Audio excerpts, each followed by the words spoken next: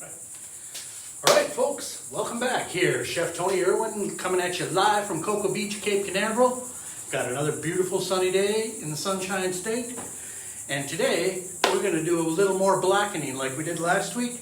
Last week, I did blackened scallops. This week, we're going to do some proper blackened red snapper, which was one of the big first blackening dishes that hit the scene in 1980, courtesy of Chef Paul Prudhomme. So, if you all remember my blackening the scallops last week, this is very similar process. Once again, you want to be outside when you're doing this, or have a really good hood system sucking up all the blackening smoke. Because that red pepper, white pepper, and black pepper, that's going to kill you every time.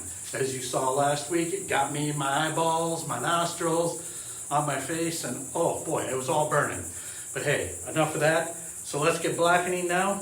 I've got my 2 pieces of red snapper that I picked up about 2 hours ago from my lovely fishmongers down in Seafood Atlantic here in Port Canaveral.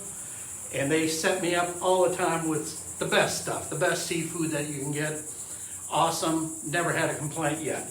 So, like last week, what we did with the scallop, we took the fish or the scallop, dredge it in melted butter. That's the first thing you want to do. Get it coated up in the butter. So with that, the blackening seasoning stick to it very well, and it's going to be awesome every time. Okay, so I got that ready. Melted butter, boom. Into the blackening seasoning we go. All right, set that down. Coat it up really nice, each side. Get it really coated well, because you want this to be very flavorful and tasty. And like I said, blackening was a mistake that Paul Prudhomme had done. And the way that came about is that he had received a phone call while he was blackening a piece of red snapper, as I'm doing today. And so he took the phone call, kind of forgot about it in the pan, got back to it, and realized it was still going, still cooking, and was a little shocked. Like, uh-oh, I just killed a piece of great fish. Well,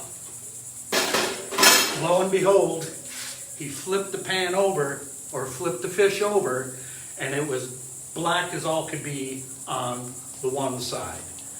Well, he did the same thing to the other side of that, and when they pulled it out of the pan, of course, it was black on both sides, but then they discovered the taste and the flavor that it left on the fish was phenomenal.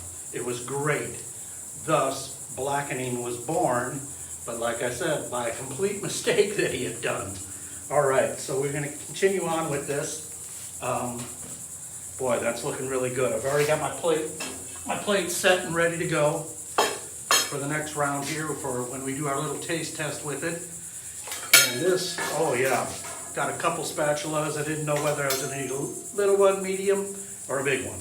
We'll go with the medium one this time. I think that'll work just fine. And oh man, sorry I touched my nose there, folks. Well, it's hot out here.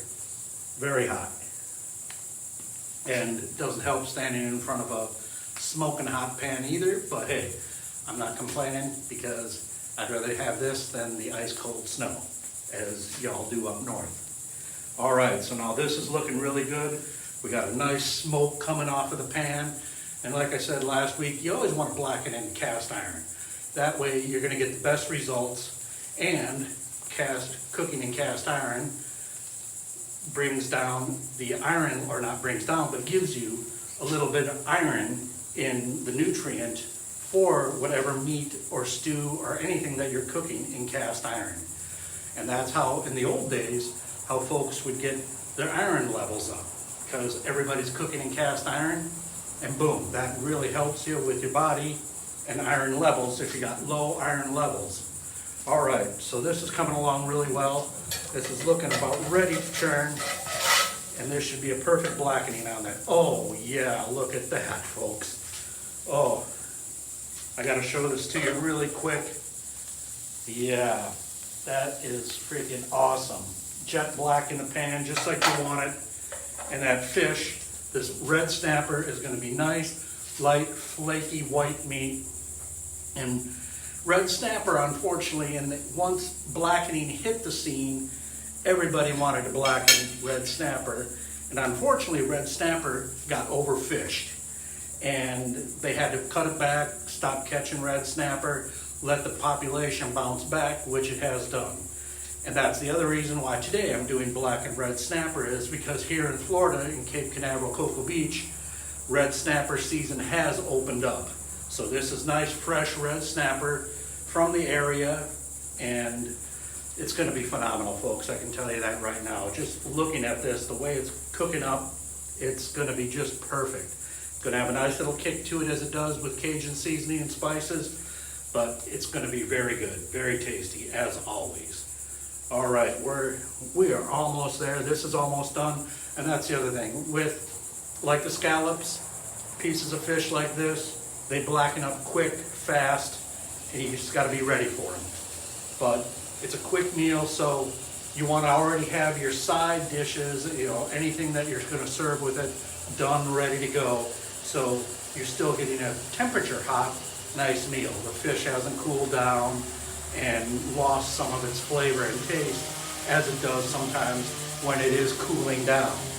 This is one of those you want to get it when it's still nice and hot, very tasty, and it'll knock your socks off every time. And like last week, I used the lime. Sorry. I'm going to use a lime again this week because I do like the flavor of lime with blackening. You can have either one, lemon or lime, but I'm going to go with lime myself. And boy, I think we are there, folks. Oh yeah. There we go. Oh man, look at that. That is just scrumptious and gorgeous. Oh yeah. All right, let's set that aside for a moment. Turn my pan off. Got my lime ready to go. Oh yeah. Oh. God, you cannot beat this. This is going to be phenomenal. All right. All right, now we're all finished. That's the end product right there. Blackened red snapper. Fantastic food. Can't go wrong. Let's give it a shot. Let's see how we did. Oh yeah. Definitely cooked all the way through. Nice white, light, flaky white meat. This should be freaking awesome.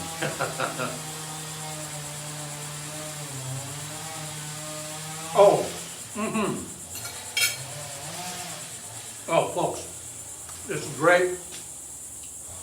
You're going to love this. And if you can't get red snapper to blacken, grouper works. Blackened grouper, blackened mahi-mahi.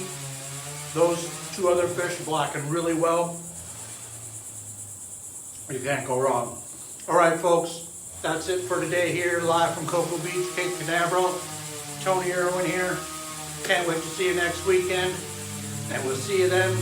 Same time, same bat channel, same bat place. Peace out.